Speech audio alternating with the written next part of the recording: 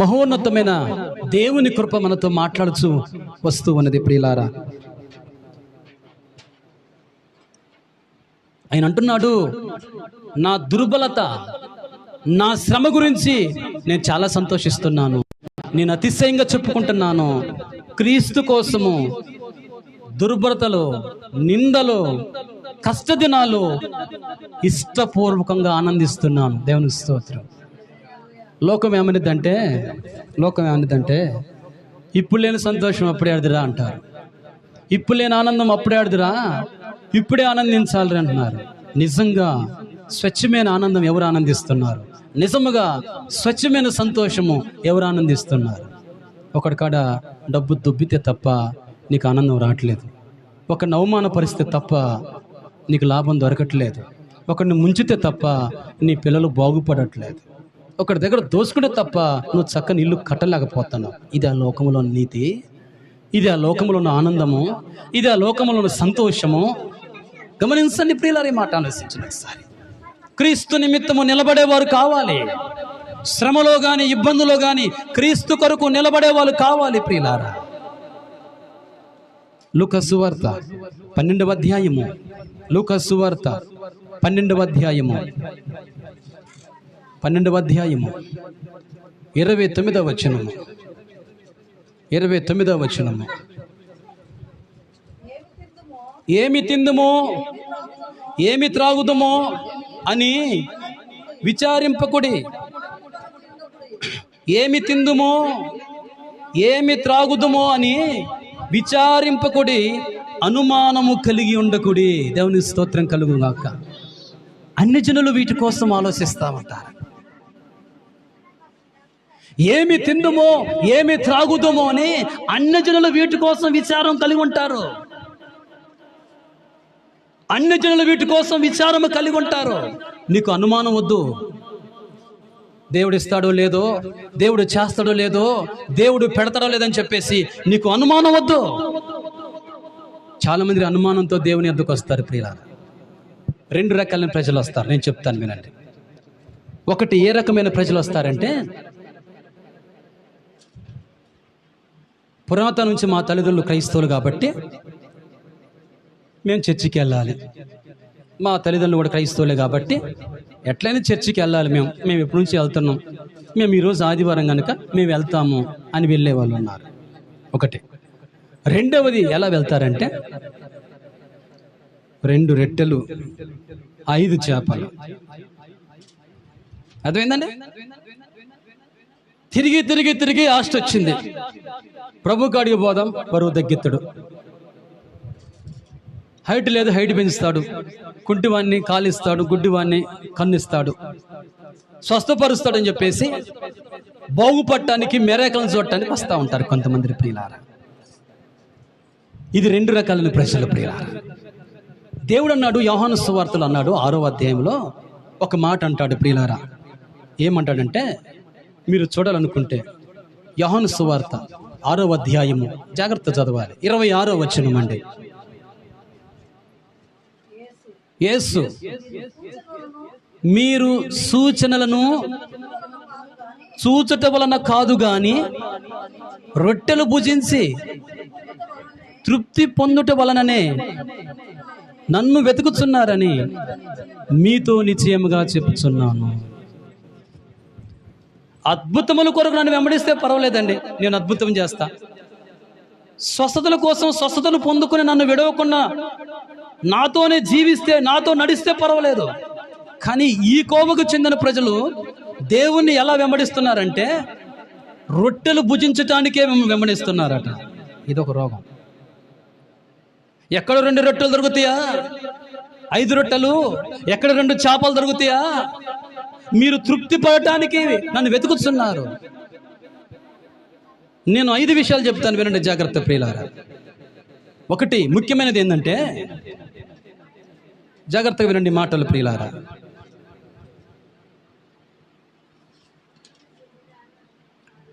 యోహాను సువార్త 5వ అధ్యాయములో కోనేటి నది దగ్గర ఒక వ్యాధిగ్రస్తుడు పడి ఉంటాడు. అప్పటికి వాడు బహుకాలం నా స్థితిలో ఉన్నాడని ప్రభు గుర్తెరిగి, బాగుపడాలని కోరుతున్నావా అని చెప్పినప్పుడు, బాగుపడాలనుకుంటున్నాయా అన్నాడు. అప్పుడు ప్రభు వారిని బాగు చేశాడండి. బాగు చేసిన తర్వాత 5వ అధ్యాయం 14వ వచనములో వాడు బాగుపడిన తర్వాత ఆ మాట ఒకసారి చూస్తే 5:14లో అటు తర్వాత యేసు దేవాలయములో వానిని చూచి వాడు బాగుపడ్డాడు. నెక్స్ట్ స్టెప్ ఎక్కడేశాడు చెప్పండి? ఎక్కడున్నాడండి బాగుపడ్డాడు? దేవాలయంలో ఉన్నాడు. ఒకటి గుర్తుపెట్టుకోండి. రెండవది, శానాదయాలు బట్టిన వాడిని ప్రభు బాగు చేశాడండి. శానాదయాలు బట్టిన వాడిని ప్రభు బాగు చేశాడు. వాడు బాగుపడిన తర్వాత బట్టలు ధరించి ప్రభు యొద్దకు వచ్చి బ్రతిమలాడుతున్నాడు. ప్రభువా, నేను ఊరిలో పోతే ఇంకా నన్ను రకరకాల ప్రశ్నలు వేస్తారు, ఇక నేను అక్కడికి వెళ్ళే బదులు నీతో ఉండటం మంచిది, నన్ను నీతో ఉండని అయ్యా అని ప్రభువును బ్రతిమలాడిండాట. 2 గుర్తుపెట్టుకోవాలి. మూడవది 10 మంది కుష్ఠవ్యాధిని కలిగిన వారిని బాగు చేసిండు. 10 మంది కుష్ఠ రోగుల్ని మీరు వెళ్ళే ఊరిలో ప్రధాన యాజకులకి మీ దేహాలను కనపరుచుకుని పోనంటే వారు వెళుతున్నప్పుడు వారి దేహాలు శుద్ధి అయిపోయాయి. 9 మంది అటు నుంచి అంటే బాగా వెళ్ళిపోయారు. 10వ వాడు వచ్చాడు. ఆ 9 ఏమైపోయారు అన్నారు. వాళ్ళు రాలేదయ్యా అన్నారు. బాగా ఆలోచించండి. ఆ బాగుపడ్డ ఒకడు తిరిగి ఆయన యొద్దకు తిరిగి వచ్చాడు. 3 మాటలు చెప్పండి. ఒకడు కోనెన్న దగ్గర బాగుపడ్డాడు, తిరిగి ఎక్కడ కనపడ్డాడు? దేవాలయంలో కనపడ్డాడండి. బాగుపడ్డాడు, దేవాలయంలోకి వచ్చాడు, చర్చికి వచ్చాడు. రెండవది శానాదయాల బట్టిన వాడు ఎప్పుడు చూసినా రాళ్ల చేత గాయపరుచుకుంటూ బట్టలు లేకుండా సంఖ్యలు తెంపుకొని వికారంగా అరుస్తూ కేకలేస్తూ ఉన్నాడు. వాడు దేవుని చూసి దైవ కుమారుడా పాతాలను పంపిస్తూ ఆజ్ఞాపించబాకంటే వాడిలో ఉన్న దయ్యాలు మొత్తం పందుల గుంపులో పోయినాయి.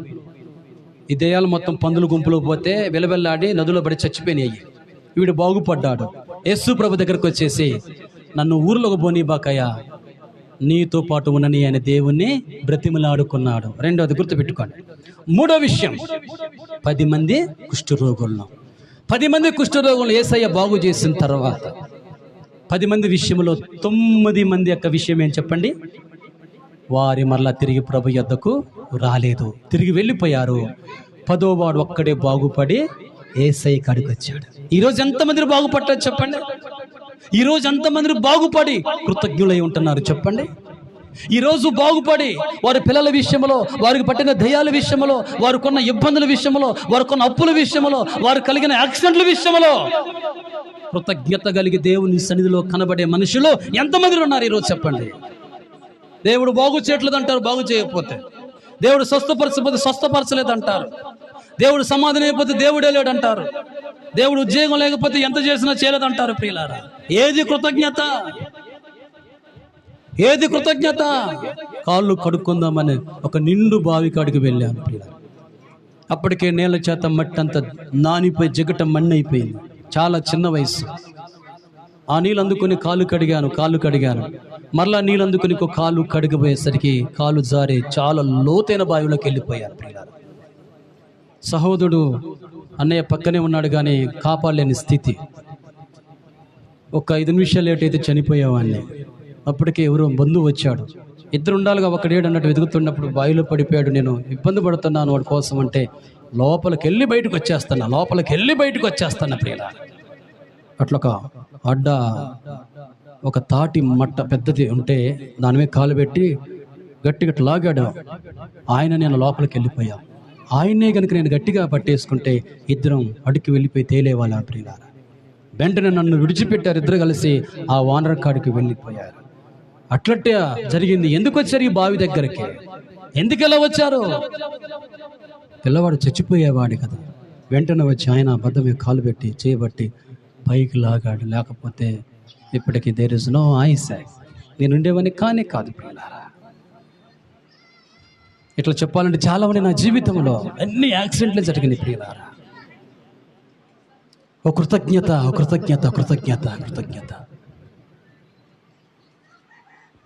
ఊరికనే దేవుని శక్తి రాదు, ఊరికనే దేవుని మహిమ రాదు, ఊరికనే దేవుని బలము రాదు, ఊరికనే దేవుని స్వస్థత రాదు, ఊరికనే దేవుని ఆరోగ్యం రాదు.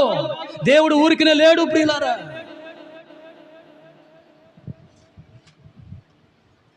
ఇదివరకు చేసిన దేవుడు చేసిన వాటికి కృతజ్ఞత దేవుని సన్నిధికి రాలేకపోతున్నావు. నీ ఎడల, నీ బిడ్డల ఎడల, నీ మనవరాలి ఎడల కూడా ప్రభు చేసిండు. నీ సేవకుడు ఎన్నోసార్లు చెప్పిండమ్మ వారిని పట్టుకుని మందిరానికి తీసుకురామన్న. ఏనాడు కూడా నువ్వు పెడచెవిన పెట్టుకుని వినలేదు, నువ్వు ఆలకించలేదు. నా శక్తి నాకుంది, నా బలం నాకుంది అనుకున్నావు, కానీ దేవుని ఆత్మను పొందుకోలేకపోయినావు. గమనించని మాటలు ప్రియులారా. కొరింథీయులకు రాసిన 2వ పత్రిక 12:9లోని నేను బలహీనంగా ఉంటే బలవంతుడను. ఎందుకు చెప్పండి, మీరు చెప్పండి చెప్పండి. పౌలు గారు అంటున్నాడు, నేను బలహీనంగా ఉన్నప్పుడు నేను బలవంతుణ్ణి అంటున్నాడు. ఎందుకు? ఎప్పుడు నేను బలహీనంగా ఉన్నానో అప్పుడు దేవుని శక్తి పరిపూర్ణంగా నా మీదకి రాబోతుంది. దేవునికి స్తోత్రం కలుగును గాక. ఆయన బల ప్రభావాలు పరిపూర్ణం అయ్యేది బలహీనతలోనే. నీ బలహీనతను బట్టి సన్నిధికి దూరం అయిపోతున్నావు. నువ్వు మాయ మాటలు చెబుతున్నావు, నువ్వు అబద్ధాలు చెబుతున్నావు, నువ్వు తప్పించుకుని పోతున్నావు, నన్ను ఏం చేస్తావు నువ్వు అనుకుంటున్నావు. నీ బలహీనతలు బట్టి కృంగిపోబాకు, నీ బలహీనతలు బట్టి సతికిలవబాకు. ఆ శక్తి ఉంటే నీ కడుపులో ఎంత రోగం ఉన్నా ఆపదు, తీసుకొచ్చితే. కిడ్నీల నొప్పి ఉన్నా, కడుపులో నొప్పి ఉన్నా, కడుపులో గడ్డ ఉన్నా, తల నొప్పి ఉన్నా, కిడ్నీల నొప్పి ఉన్నా, ఇంట్రెస్ట్ ఆ శక్తి ఒకటి ఉంటే చాలంతే. గడ్డలు వేసుకుని మందిరాలకు వచ్చిన వాళ్ళు ఉన్నారు తెలుసా. బ్రెయిన్ ట్యూమర్ సమస్య వేసుకుని మందిరానికి వచ్చిన వాళ్ళు ఉన్నారు తెలుసా. కిడ్నీ ఇన్ఫెక్షన్తో మందిరాలకు వచ్చి కూర్చున్న వాళ్ళు ఉన్నారు తెలుసా. డీజేఎస్ దినకరం గారికి ఒక కిడ్నీ లేదాట, ఎప్పుడు చూసినా భయంకరమైన నొప్పాట ప్రియులారా. ఇద్దరు పట్టుకొచ్చి తీసుకొచ్చి ఆ స్టేజీ మీద బల్ల మీద అట్లా అట్లా అట్లా పెడతారట. ఆయన ఎప్పుడైనా అట్లా అట్లా నిలబడి వాక్యం చెప్తాడండి. ఆయన ఎప్పుడు కూర్చునే చెప్పడు వాక్యం. అట్లా కూర్చున్నాడంటే పరిశుద్ధాత్మ చేత నింపబడుతూ కళ్ళమట కన్నీళ్ళు తీసుకుంటూ, it is lord Jesus, power, name of Jesus ఇట్లా మాట్లాడుతూ ఉంటారు. అనేకులు కన్నీళ్ళు విడుస్తూ ఉంటారు ప్రియులారా, అనేకులు కన్నీళ్ళు విడుస్తారు. తమిళనాడులోని ఆయన చేత అభిషేకించబడి గొప్ప గొప్ప దైవజనులు ఎంతో మంది అయ్యారు ప్రియులారా. ఒక కిడ్నీ లేదు ఆయనకే, ఒక్కటే కిడ్నీ ఉంది ప్రియులారా. అంతమంది ఇన్ఫెక్షన్ చేత వచ్చి కూర్చున్నాడు. ఇప్పటికి వాళ్ళ అమ్మగారు మీరు గమనించండి, రెమోలా దినకరన్ గారు మచ్చలు వచ్చేసినాయి, పళ్ళు పచ్చగా అయిపోయి సందులు వచ్చేసినాయి, కళ్ళు మసకలు వచ్చినాయి, ముఖం మీద అంత లేదు, హెల్తీ లేదు ప్రియులారా. కూర్చొని ఇప్పుడు కూడా మైక్ దగ్గర పెట్టుకుని వాక్యం దగ్గర పెట్టుకొని వాక్యం చెప్తా ఉంటుంది ప్రియులారా. తమిళ్లో చెప్తే మిగతా వాళ్ళు తెలుగులో చెప్తా ఉంటారు ప్రియులారా. కోట్లాది మంది రక్షించబడ్డారు 2000 సంవత్సరాల క్రితము. కోట్లాది మంది ప్రభు యొద్దకు వచ్చారు. వారు ఖమ్మం వస్తున్నారంటే ఎడ్ల బండ్ల మీద కల్లారా చూశాను ప్రియ. ట్రాక్టర్ల మీద ట్రాక్టర్లు కట్టుకుని వచ్చారు ప్రియులారా. వారు ఏ నొప్పిని లెక్క చేయలేదు ప్రియులారా, ఏ కిడ్నీ ఇన్ఫెక్షన్ లెక్క చేయలేదు ప్రియులారా. వారు కదిలారంటే వాళ్ళ మనవరాళ్ళు కూడా కదిలేది. 700 కిలోమీటర్ల చెన్నై ప్రియులారా. వినండి జాగ్రత్తగా, 1 కిలోమీటర్ కష్టం అయింది మనకి. 1 సందు దాటి మందిరానికి అలాంటి కష్టం అయింది మనకి ప్రియులారా. దేవుని వాక్యం అంటుంది, నీవు ఎప్పుడు బలహీనుడవే అప్పుడే దేవుని శక్తి పరిపూర్ణంగా నీ మీదకి వచ్చింది. దేవుని స్తోత్రం కలుగును. నువ్వు ఎన్నిసార్లు మనుషులు నమ్మలేదు, దేవుని నమ్మలేకపోయాడు. నువ్వు ఎన్నిసార్లు మనుషుల ప్రేమ కోసం, నువ్వు దేవుని ప్రేమ కోసం ఆరాటపడలేకపోయాడు. నీకు అందరు గుర్తుంటారు, సేవకుల సంఘం గుర్తుండదు నీకు. నువ్వు అందరి కోసం దేశిస్తూ ఉంటావు. నువ్వు దేవుని సేవకుడు, దేవుడు అంటే నువ్వు లెక్కేస్తూ ఉంటావు. మనుషులు ప్రేమ, మనుషులు పరిపూర్ణులు కాదు, మనుషులు పరిపూర్ణులు కాదు. నీవు బలహీనంగా ఉన్నప్పుడు ఆయన శక్తి పరిపూర్ణంగా దిగి వచ్చింది నీ మీదకి.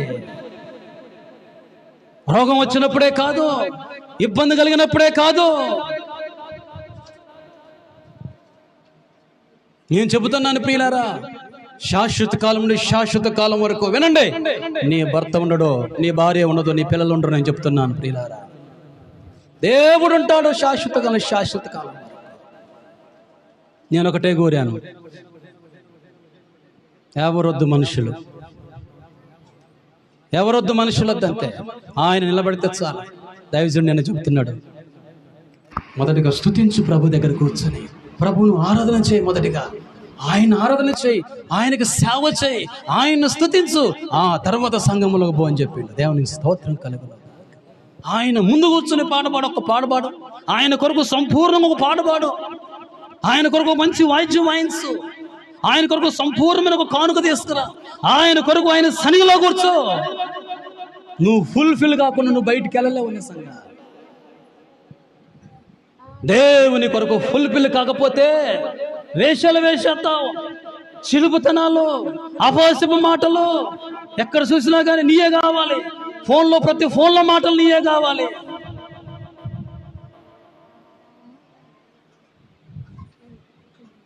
దేవుని ఆత్మచేత నింపబడకపోతే నేను చెబుతున్నాను, అంతము వరకు మీరు నిలబడలేరు అని చెబుతున్నాను. అంతము వరకు మీరు నిలబడలేరు నేను చెబుతున్నాను. ఇగో మేము ఉండే బజార్లో రాత్రి ప్రార్థన జరిగింది. కొంతమంది అడుగు పోయారు, నేను చూశాను. వినండి,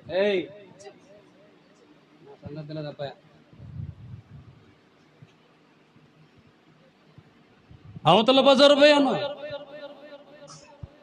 సింధు వాళ్ళ ఇంటికి వెళ్ళాను. మన విశ్వాసులు చక్కగా కూర్చుంది. అక్కడ అక్కడ ఒక ప్రార్థన జరుగుతుంది. అక్కడ కూడా తాతపై కూర్చుండే వాళ్ళ ప్రార్థనలో. నేనేం ఫీల్ కాలేదు. నేను ఒక్క నుంచి ప్రార్థన చేసుకున్న చర్చిలో ఒకటే ఆత్మ నాతో మాట్లాడుతుంది. ఎవరైనా ఒక విధాలుగా మాట్లాడేవాళ్ళు. నా శక్తి పరిపూర్ణము కావాలి. అదే సిద్ధపరచుకుని 2 రోజుల క్రితం. ఏమండి, దేవుడు మన పక్షంగా ఉన్నప్పుడు ఎన్ని గుంట నొక్కులు ఉంటే మనకే? ఏమండి, మన వరి చేను, మన మొక్కజొన్న చేను, మన అదే పల్లి ఏంటండి శనగ చేను ఆగం చేయడానికి ఎన్ని కుందేళ్ళు ఉంటే, గుంట నక్కలు ఉంటే మనకెందుకే? నక్కలు కాదు పిలిచింది మన్నయ్య. దేవుడు పిలిచాడు మన్నయ్య. పెరిగితనం ఎంతకాలం చేస్తా సేవ? ఏడా అంగన్వాళ్ళు ప్రార్థన పెడుతుంటే ఈ ఆరోగ్యం వచ్చి, ఓ అయ్యగారు అబ్బాయి మైకి బంద్ చేయి, మా ఆయన బంద్ చేయమంటుండ. ఒక ఆయన వచ్చి అన్నాడు, పాస్టర్ గారు నువ్వు బంద్ చేస్తే నువ్వు ఇక్కడ సేవ చేయలేవుగా అన్నాడు. ఇక సౌండ్ పెట్టాను. ఇంకా ఖమ్మం సంఘం వచ్చింది. ఇక్కడ మనందరూ కూడుకున్నారు. ఏమి క్రిస్మస్ ఫస్ట్ అనే బాగా జరిగింది. ఎవరు నిలబడ్డారు? ఎవరు నిలబెట్టిండు? దేవుడు. దేవుని శక్తి పరిపూర్ణంగా రావాలంటే దేవుని స్తోత్రం కలుగును కాక. సంగమా జాగ్రత్త. ఆడాడ ప్రార్థనలు పెడితే పొద్దాక పోయి కూర్చొని పిచ్చి పిచ్చేసలే బాకండి చెబుతున్నా. ఎక్కడ పడితే అక్కడ కనబడబాకండి. స్టాండర్డ్గా మంచిగా తల్లిలాగా ఈ తల్లిలాగా నిలబడండి. 1 కోటి రూపాయలు ఇచ్చినా నా తల్లి పోదు, 1 కోటి ఇచ్చినా పోదు ఈ తల్లి కూడా. నిలబడండి. ఒకే శక్తి చేత నింపబడండి. ఒకే పునాది మీద నిలబడండి. దేవుని శక్తి పరిపూర్ణంగా దిగి వచ్చింది. మన కుటుంబంలో ఇంకా బాప్తిజం లేని వాళ్ళు ఉన్నారు. ఇంకా ఆత్మాభిషేకం పొందుకున్న వారు ఉన్నారు. ఇంకా కన్నీటి ప్రార్థన లేని వాళ్ళు ఉన్నారు మన సంఘంలో. ఎంతవరకు తిరుగుతారండి? ఎంతవరకు తిరుగుతారు మీరు? వద్దు, ఎవరితో అవసరం లేదు. మీరు నిలబడితే నేను నిలబడతాను. మిమ్మల్ని చూసి ఇక్కడ నేను నిలబడగలుగుతాను. ప్రియులారా, మీకోసం నేను బ్రతిమలాడుతున్నా, ప్రార్థన చేస్తున్నా. రాత్రి ఒక చెడుతో మాట్లాడుతూ వచ్చాను. ప్రియులారా, అన్నయ్య దేవుడు చేస్తాడు. ఇంటి దగ్గర మందిరం ఉండాలి మీకు అని చెబుతుంది. దేవుడు ఇస్తాడంతే. మనకు అసాధ్యమైంది దేవుడికి సాధ్యమైంది. వాళ్ళకి హ్యాండ్ ఇయటం, వీళ్ళకి హ్యాండ్ ఇయటం అవన్నీ చేయబాకండి ప్రియులారా. ఏ రూపం మిగిలిన దాయండి, మందిరం కట్టాలనుకోండి అంతే. 10 పైసలు మిగిలినా కానీ మానేయండి. కోడిగుడ్లు ఆమ్లెట్ వేయటం కానీ, బిర్యానీ కొనుక్కోవటం కానీ, కేకులు తేటం మానేయండి. నా వంతుకు దాచిందన్నీ ఒక 5,000 మందిరం కట్టండి. దేవునికి స్తోత్రం కలుగును. మొన్న జమ్మిగోటానికి వెళ్ళాం. అమ్మగారు వచ్చింది, సింధు వచ్చింది. అయ్యో విపరీతంగా మొత్తం కోసుకొని విపరీతమైన దురద. చాలా బాధపడ్డారు. కాళ్ళు చేతులు అంతా కోసుకుని అసలు ఒకటే జీవ గ్రంథంలో పేరు రాయబడాలి. దేవునికి మహిమ కలుగును గాక. జీవ గ్రంథంలో పేరు రాయబడాలి. పిల్లరా, మనకెవరు అవసరం లేదు ఈ లోకంలో. ఉంటంటారు ఎవరు ఉండరు, వస్తుంటారు ఎవరు రారు మనతోనే. హల్లెలూయా. దేవుడే గనక నీ పక్షము నిలబడి నీ ప్రక్క తడితే 40 దినాలు ప్రయాణం చేస్తావు. దేవునికి స్తోత్రం కలుగును గాక. హల్లెలూయా.